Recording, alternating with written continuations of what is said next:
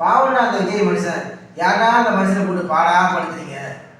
நாம வளர்றத பார்த்தாலே நம்ம சொந்தக்காரன் நம்மளை பாடா படுத்துறான். அதே நம்மளால தாங்க முடியல. அந்த மனுஷன் அரசியல் வந்திருந்து பாவடா.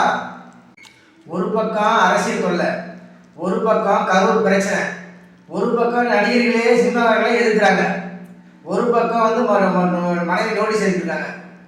அந்த மனுஷன் சினிமாவில் இருந்தாரு, சம்பாதிச்சாரு. இப்போ மக்களுக்கு நல்லது பண்ணணும் அரசியல் வந்துருக்காரு. இதில் என்னடா தப்பு? நான் நடிகர்களை பார்த்து ஒன்று கேட்குறேன், உங்களை மாதிரி சம்பாதிச்சு அங்கே அமெரிக்கா துபாயில் போய் செட்டில் ஆகிட்டாரா? உங்களை மாதிரி சுயநலமாக அவர் யோசிக்கல, மக்களுக்கு நல்லது பண்ணணும் தானே வராரு. இந்த டைஸை நீங்கள் முன்னாடியே அறிவிச்சிருக்கலாமே. இப்போ எலெக்ஷன் 1 மாதம் இருக்குது, இப்போ அறிவிக்கிறது எனக்கு சந்தேகமாக இருக்கு. விஜயண்ணா, நீங்கள் கவலைப்படாதீங்க. நல்லது செய்யறவங்களுக்கு மட்டும் கடவுள் என்னைக்கு கஷ்டத்தை கொடுப்பாரு. ஆனால் என்னைக்கு முருகப்பா உங்களுக்கு துணையாக இருப்பார். விஜயண்ணா, என்னைக்கு நாங்கள் உங்களுக்கு ஆதரவாக இருப்போம். மனசை தளர